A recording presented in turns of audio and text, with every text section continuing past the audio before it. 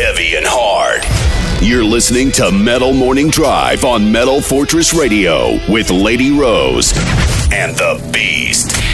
I told you I was lost in the middle of my... I'm Matt. And I'm Neil. We're from 3 Days Grace. You're listening to 91.7 FM, Metal Fortress Radio. Crank it up. Alright, it's the Beast and LSG from Metal Fortress Radio with the boys from 3 Days Grace. We're at the Palladium, Worcester, Mass. How, you guys are winding down on the tour now?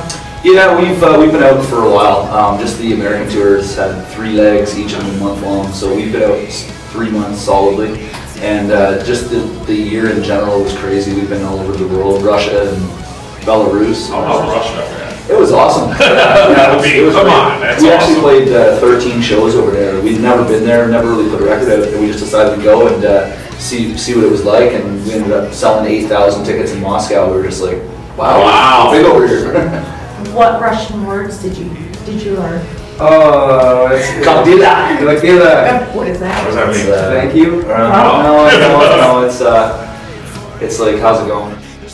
Come on, everybody learns the dirty words in another language. No, it was mainly words for him to be able to address the Right. crowds. So the crowds were pretty sick, though? Yeah, we played in front of huge crowds. They knew your music? Oh yeah. We originally booked 7 shows, and they sold out right away. So we booked 6 more shows. Right away. We got all the way to Siberia. Were you guys nervous being out there, or was it like, well, did matter what was going on? Not at all. It was, you hear crazy stuff, but you get over there and it's beautiful. Just like us. And people are super nice, and the food's great. Really? It was amazing. Yeah, it was an amazing experience. So you'll definitely go back? We're hoping to go back soon. Yeah. When is this winding down now? We're going home in about a week or so, actually. Yeah, just in time for hunting season. Is that, and do you consider, because I know you guys have done some recording here in the U.S., Canada's still home for you? Oh, yeah. You're working on Human, that's this part of the tour. While you're touring, because it's been a while you've been on the road, are you writing while you do it? Are you anticipating the next album? Or are you just, we're doing this, we're going to take a break after, and we're done? We're always writing. We always have ideas come up, and we record them on our iPhones or whatever. And sometimes we have a studio on the bus where we start recording on it too. But yeah, we're always looking forward ahead. Yeah. Does something inspire you on the road to write some tracks sometimes, like something that happened last night, or is it more of a... You know what I think? Sometimes what inspires is just listening to people, and just sometimes at festivals and stuff, I'll just go walk around incognito and just listen to how people are talking. And we've always, with our songwriting process, it's like, we try not to write lyrics per se. We try to write conversations. If I'm going to say something to you, if I'm going to express some sort of emotion, how would I actually say it in a conversation? Right. And that makes a real personal connection between 3 Days Grace and our fans, because it just sounds like everyday stuff, having a talk and talking normally, and you're not trying to write some like contrived poetic rhyming scheme all the time. I know, right? Because some of that gets old. It's like, where are they going with this? You know what I mean? Talk about the everyday stuff. So who is the biggest pain in the ass on your tour? It doesn't have to be a specific person. It could be anybody. I mean, I'm a bit of a pain in the ass. We're all pretty tight, and we all give each other enough space. So that's what that's. When to back off one of each other, Yeah, you got to give a guy space. Give me space. I think he's still contemplating. He's going on. Come on, dude. There's somebody else. There's one thing when you're laying in your bunk at night and bunk alley fills up with farts. That's what we'll do. That's what's your best tour story?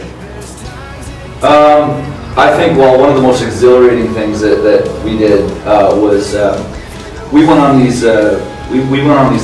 helicopters, but with like stunt helicopter drivers, and we in Alaska, and we went and flew up and landed on a glacier, and kind of like we dove down into the caverns of this glacier with these crazy.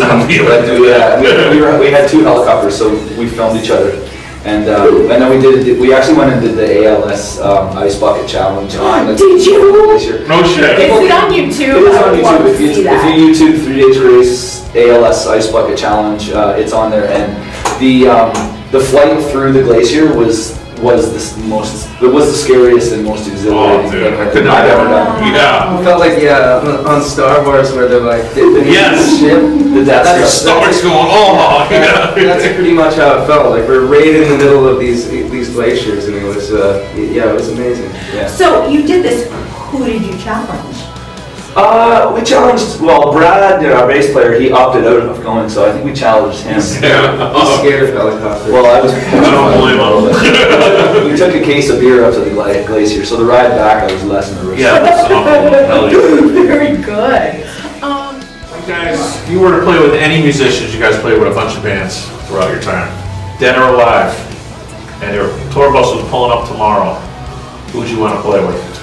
Well, it would be the Rolling Stones, and we have played with the Rolling Stones. Really? Yeah, we played 2 shows, and we played 2 shows in Canada with them. 55,000 people in one night. That's gotta be sick. And biggest stage I've ever been on. I couldn't even really see the other band members. And the coolest thing about it was the day off in between the 2 shows. Their crew hosted a big party. All the Stones showed up. We hung out. We drank beer. They had watched our show. Cool dudes. They're the best dudes in the business. And it was that inspiring. Better, yeah. It was inspiring to us. That was probably the pivotal moment of just realizing that it doesn't matter who you are, who you think you are, right. and who you're not. To be grounded and approachable and to be cool in the business is admirable. And if the Stones can do it, any band that thinks that they're too cool for anybody else, we just don't.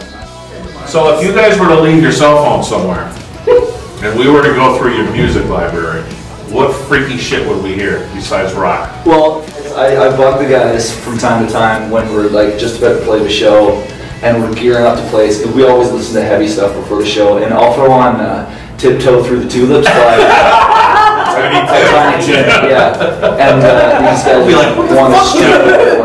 I'll blast it. I'll take the boom right off. What about you, bro? My guilty pleasure is probably Maroon 5. Oh, that's a good one, though. I can expect that, though. Yeah, that's all right. I can expect that one. Yeah, that one though. Tiny Tim. That's a good one. Wow. That's fantastic. We'd like to do a competition. We would like you to sing "Oh Canada." No. Wait! And I'll tell you why. And I'll tell you why. What? Because if we fuck up the lyrics to and we have an upcoming Canadian tour,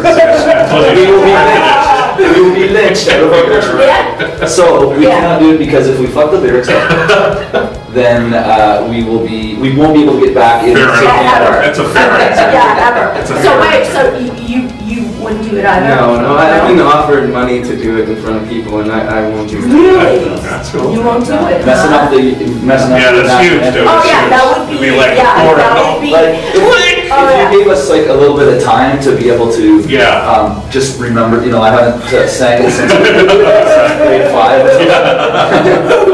WMFR, playing today's new music, loading yesterday's favorites. Crank it up.